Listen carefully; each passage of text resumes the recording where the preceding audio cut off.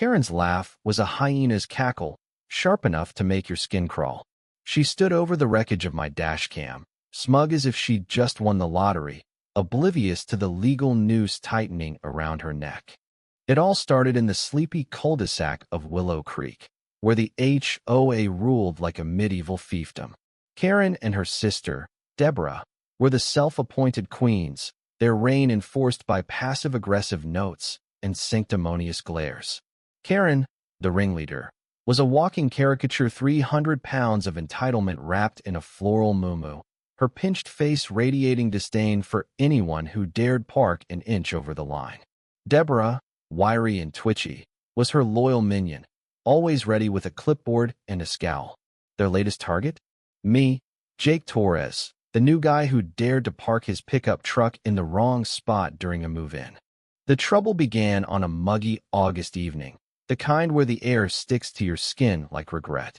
I'd just hauled the last of my boxes into my new place when I noticed Karen waddling toward my truck, Deborah trailing like a nervous shadow. "You can't park here," Karen barked, her voice dripping with the kind of authority that comes from too many HOA meetings. "This is a fire lane." "It's not a fire lane," I said, pointing to the lack of signage. "I checked the rules." Her eyes narrowed, and I swear I saw her jowls quiver with rage. "You don't get to check the rules, newbie. We make them."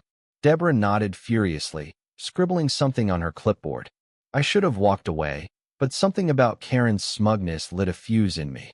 "Write your little note," I said, tapping the dashcam mounted on my windshield. "It's all on camera." That was my first mistake.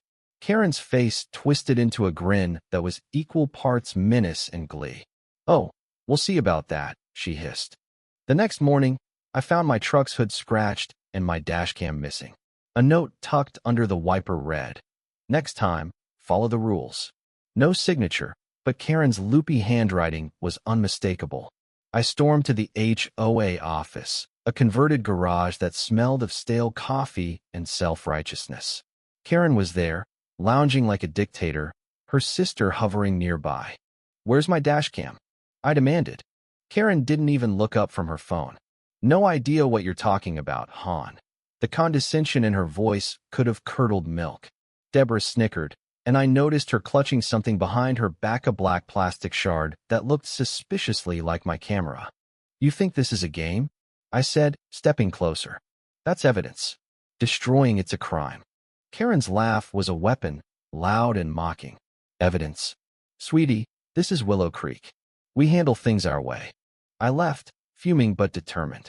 I wasn't about to let two HOA tyrants bully me into submission. My neighbor, Sam, a quiet guy who'd lived here for years, had seen the whole thing from his porch. "They've been pulling this crap forever," he told me, his voice low. "Last year, they got Mrs. Nguyen's car towed for unauthorized modifications. She had a bumper sticker they didn't like." Sam's testimony gave me an idea. I still had my dashcam's memory card, which I'd swapped out the night before. The footage was grainy but clear. Karen and Deborah, caught in the act, smashing my camera with a tire iron under the cover of darkness. I uploaded it to my laptop, backed it up to the cloud, and called the police. The cops arrived that afternoon. 2 officers who looked like they'd rather be anywhere else. Karen was in her element, playing the victim with Oscar-worthy flair. "This man's harassing us," she wailed, clutching her chest. "He's spreading lies about our HOA, Deborah nodded, her eyes darting nervously.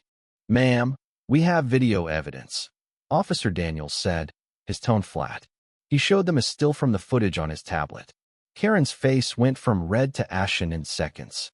Deborah dropped her clipboard, and it clattered to the ground like a guillotine. That's not us." Karen stammered. "It's edited.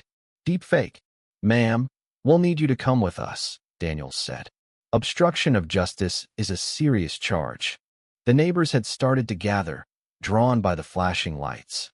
Mrs. Nguyen was there, her arms crossed, a faint smile on her face. Sam stood beside her, recording the whole thing on his phone. Karen's bravado crumbled as she realized the audience wasn't on her side. "You can't do this," she screeched, her voice cracking. "Do you know who I am?" "Yeah," I said, unable to resist. "You're the lady who's about to learn actions have consequences." The officers led Karen and Deborah to the patrol car, the sisters' protests growing fainter as the doors slammed shut. The crowd murmured, a mix of shock and quiet satisfaction. For years, these two had ruled Willow Creek with petty tyranny, fining people for unapproved mailboxes, harassing anyone who dared question their authority. Now, their reign was over. At the station, the truth unraveled fast. The dashcam footage wasn't just damning, it was viral. Sam had posted it online, and by evening, HOA Karen was trending. The comments were brutal. Entitled much? Hope she enjoys jail. Someone even made a meme of Karen's hyena laugh, captioned, "When you think you're above the law." The legal fallout was swift. Obstruction of justice carried a potential 7-year sentence, though the sisters were likely to get off with fines and community service. Still, the damage was done. The HOA board, humiliated by the publicity, voted to disband their enforcement committee. Karen and Deborah were stripped of their titles, their power reduced to nothing but bitter complaints at the next community meeting. But the real justice wasn't in the courtroom. It was in the way Willow Creek changed. Mrs. Nguyen started a petition for a new HOA board, one that actually listened to residents. Sam and I helped her canvass, and for the first time, people weren't afraid to speak up. The cul-de-sac felt lighter, like a storm had passed. I ran into Karen a month later at the grocery store. She was alone, her cart filled with diet soda and frozen pizzas. The smugness was gone, replaced by a tired, defeated slump. "You happy now?" she muttered, not meeting my eyes. I could have gloated, could have rubbed it in. But I didn't. "I just wanted a fair shake, Karen," I said. "Maybe next time, try talking instead of smashing." She didn't respond, just shuffled away. I watched her go, feeling a strange mix of pity and relief. Karen and Deborah had built their little empire on intimidation, but all it took was one dashcam to bring it crashing down. In the end, Willow Creek wasn't just a neighborhood, it was a lesson. Power only lasts until someone shines a light on it. And when that light's a dashcam, even the Karens of the world can't hide. The end.